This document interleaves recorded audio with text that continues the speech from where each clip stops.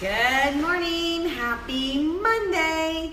So it's Monday morning, it's about 9:30 or so here in Ecuador, and it is the last week of my Body Beast bulk phase of getting ready for the figure competition in New Orleans in July. So I'm like literally, I think I'm like 31 days out before being on stage. So now it's time to really start to dial it in and get my nutrition 100% on point. But before I finished my bulking phase of eating 10 servings of carbs every day, I was like, I haven't made pancakes and I need pancakes. I love pancakes. So I'm making one of my favorite pancake recipes and making some homemade jam that I actually made last night. So I'll share that with you guys. And just showing you how I'm starting my Monday morning. So I went ahead and got my meditation and yoga and a little bit of the kitchen clean this morning, and now it's time to make the kitchen dirty and make some pancakes.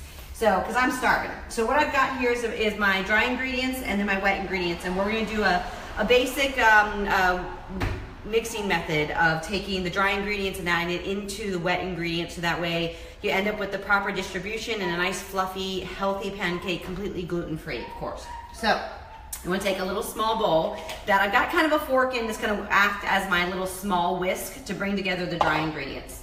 So I've got 1.5 cups of all-purpose gluten-free flour. So if you're going gluten-free, you'll make sure you look on the label to get the gluten-free, but you want 1.5 cups all-purpose gluten-free flour. You're going to take 3 teaspoons of baking powder. Also look for the gluten-free baking powder. You want 3 teaspoons. This is what's going to give us our rise and our fluffiness for our pancakes. So 3 teaspoons of baking powder. You want to mix that into the flour, because what we're going to do is we're really going to give it, make sure you get the flour all nice and dispersed with the salt and the baking powder. So that way it's all the way through before you mix into the ingredients, so you don't end up with like clumps of baking powder and things like that. Then you just want a little bit of a dash of pink Himalayan salt or sea salt, whichever salt you're using in your house, just a little dash of that. And we're just gonna blend those together. So just take your fork and your bowl and just whisk from the inside out to start to incorporate and bring in your baking powder and your salt all the way between your flour mixture. It's not really difficult, but it's one of those important steps for making sure that you get even distribution when you're making your pancakes. I know it's pancakes, but if you get used to these type of cooking methods, then when you make anything, you'll do the same thing. It'll just become a habit. So I'm gonna go ahead and start my pancake pan, which is just a burner. You know, just a nonstick skillet on my burner here. Get that lit and get that warm, because you want your pancake batter to hit a really, really hot skillet. That's how you get that wonderful like crispness on the outside of a pancake batter. Same thing when you're making steaks or chicken. Make your pan really, really hot so you can sear it first off. So our flours are mixed together, and put that to the side. And I've got a little bit larger bowl because you're gonna add your flours into your liquids once you get all your liquids mixed. So I've got 1.5 cups of unsweetened almond milk. So 1.5 cups unsweetened almond milk. I've got 1 egg that I'm just gonna crack right in here. And we'll whisk it up once we, get it all together. So 1 egg. Save your eggs for your composting pile. Always good, so I'll make sure I put that in there. You want 1 tablespoon of pure maple syrup or 1 tablespoon of raw honey, whichever one you have on hand. Maple syrup is kind of difficult to find here in Ecuador. Well, I don't say difficult. It's findable, but it's costly. So I use honey for most of my things. And because I'm making this for home, I am gonna go ahead and use my finger to get my honey out. Usually what I would do is I would put my honey into a little cellophane kind of baggie and push it out so I don't make a big mess. But I ran out of cellophane last night when I was wrapping up my chicken breasts for the week. So I did some food prep yesterday and got that all set. All right, so put in your honey. Don't lick your finger, but no, I'm not gonna do that. So put the 1 tablespoon of honey right in there. Wipe off my finger. I got 4 tablespoons of melted organic grass-fed butter. So you just want to melt that up in your microwave or on your skillet, whatever it is you have. Morning, Rosemary. So put that 5 tablespoons of butter in there, and then we want 1 teaspoon of vanilla extract just to give it a little bit of a flavor, base flavor. Vanilla is great for adding extra flavor. It brings out great flavor. It's just like salt enhances everything. So just mix, give that a quick whisk and get all your ingredients together, all your wet ingredients together. So there was 1.5 cups of almond milk, 5 tablespoons of melted organic grass-fed butter, a tablespoon of raw honey or maple syrup, and it was 1 teaspoon of vanilla extract. Give that a good whisk so it all comes together. You wanna make sure your egg breaks and everything. And then we're gonna take our flour mixture, which was the all-purpose gluten-free flour, our salt, and our baking powder, and we're just gonna put that right in. And when you start to whisk, start from the middle and just kind of make little tiny circles, because what that'll do is it'll bring in the flour little bit by little bit into the liquid to make sure that you don't end up with those clumps. How many times do you make pancake batter and you end up with clumps all the way through it? Well, that's because, and I used to do this all the time, I would get the whisk in here and I would just be like, bring it all together. But if you start with small little controllable circles, especially if you have a really wimpy whisk like I do, it'll make it so it'll become smoother. And then when you get larger with your circles and you bring in more of that flour, it'll all come together as a nice thin batter. So this is gonna be a little bit of a thin batter. There we go. Give it a nice whisk, and you see beautiful pourable batter. So now something that I do with my pancakes is I'm gonna make this entire batch of pancakes because I have found that I really don't like leftover pancakes batter from the fridge. So what I do is I'm gonna rinse this little measuring cup out. You know, when you're working in a small kitchen, you gotta reuse stuff. That's what you gotta do. So I'm gonna pour my batter into what I had the almond milk in, my measuring cup, so it's easy to pour into my pancake pan. I don't know about you, but I used to make a huge pancake mess. I'd go in, try and portion these out and get them all the right size and all that stuff. And I would end up with like gooey batter everywhere. It was disgusting. So now I put it into my little measuring cup and it's easy to pour out. So my skillet, like I said, I already started it, already got it nice and hot, got a high flame going. I can feel the heat coming off of it. Because of the butter and the fat that we already have in the pancake batter, you're not gonna need to spray your pan or anything like that. These aren't gonna stick. So I'm gonna go ahead and pour in, you want about a 1/4 cup of batter per pancake, and you see how it sizzled right when I put it in? That means my pan was nice and hot. And we're just gonna keep pouring that till about, I usually do about 2 in this pan at a time.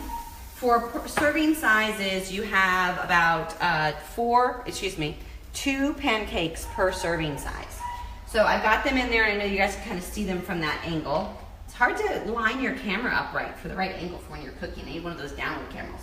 And they'll start to bubble, and when it starts to bubble and it gets all the way through bubbly, that's when I know I've got a nice crisp crust, and I can go and flip it over and get the other side done.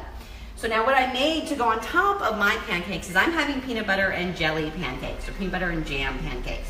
What I did was I took 3 cups of fresh strawberries and 3 cups of blackberries, or here they're called moras. They're a little different than a blackberry, not as tart.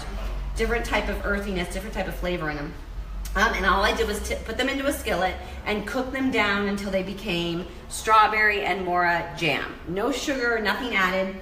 Just cook down the berries, and guys, it smells really, really good. And I'm gonna serve that with some peanut butter, and I'm just gonna make peanut butter and jelly pancakes.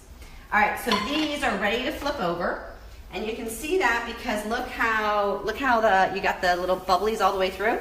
So I'm just gonna take it, flip it over. Ooh, and they smell perfect, and look at that beautiful golden crust that you got on the pancake. And that's from making sure that your pan is just super duper hot. If you wanna create a crust on anything, you've gotta sear it. And even with pancakes, and I like mine to be nice and crusty on the outside and nice and soft and fluffy on the inside. So the baking powder helps us with the rise and the fluffiness, and then the hot pan gives us that nice crispiness. And then what I'm gonna do is I'm really gonna stack these up.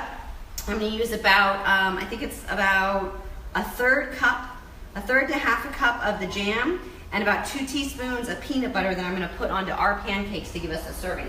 Now I'm bulking up, so I actually get to eat 4 of these pancakes instead of 2 of them, so I'm excited about that. Big old stack of pancakes is coming my way.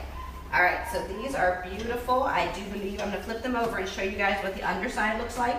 I never get the underside quite as crispy, and that's just a preference, but you can keep cooking these through until they're cooked all the way. And the great thing about this recipe, so you wake up Monday morning, you're getting ready for work, and you're rushing out the door, I know, so you're not necessarily gonna make the pancakes on Monday morning like me. But if you are planning out your prepping, and on Sunday you decide you're gonna prep, you can go ahead and make all these pancakes for the entire week, let them cool down completely, and then store them in a Ziploc baggie or in a plastic Ziploc container, or however you like to store your food. I would separate them with layers of like paper towels or wax paper or parchment paper, something along those lines, just so they don't stick to each other. And then leave them in the refrigerator all week long. And when you're ready for breakfast, Monday, Tuesday, Wednesday, Thursday, Friday morning, when you're running and crazy and trying to get out the work door, then what you need to do is just grab them out. You can put them in a toaster, like a little toaster oven, toast them up, put on your peanut butter and jam, and actually roll them up and eat them as you're running out the door. That's a great way to use your prepping time and make it easy for you. And you can have a nice, healthy carb. Now, this is a carb-based breakfast, but that's fine as long as you're counting your proper servings of carbs. So for me, this is gonna count as 2 servings of carbs. The strawberry jam and more jam that I mixed together by literally just cooking it until it got thick, guys. I just put it on medium. I let it cook. It took me about 25 minutes to probably cook down those 6 cups of berries and get them into a kind of a jelly-like state, because the pectin in them as they cook naturally cooks it down and makes it kind of jelly-like.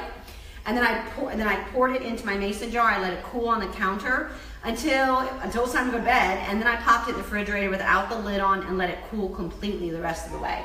And pulled it out this morning, and I've got fresh jam that smells incredible. That's gonna go on these perfectly toasted pancakes. Look at that, see the pan's still so hot. I still got that beautiful crust going on there. And there is that. And so that's what I'm gonna do. I'm gonna make the rest of these pancakes. This is gonna make a total of 14 pancakes. So about 7 days worth of a one-size serving for you to make for the entire week. So that is my pancakes and my jam that I am getting going for my Monday morning and starting my week of my last week of bulk phase for the Body Beast competition, for the fitness figure competition. So it's my last week of bulking, my last week of 10 servings of carbs. I think I have to go down to 4 servings of carbs and increase my protein so I can lean out and get that shredded look I want for the figure competition. And I thought I'd just enjoy some pancakes and get my mental mindset and focus ready for this morning with my meditation and my yoga, and then sharing these awesome pancakes with you guys and with Pablo, who's sitting over here looking at me like, could you hurry it up? I want to eat my pancakes. So that's all I got for you guys this morning. Stay tuned and like our page and follow us or share it on your wall for these recipes. And stay tuned for all of the recipes that I'm making this week for my last week of bulking. Got some great food this week, and I'll share this recipe later. Bye.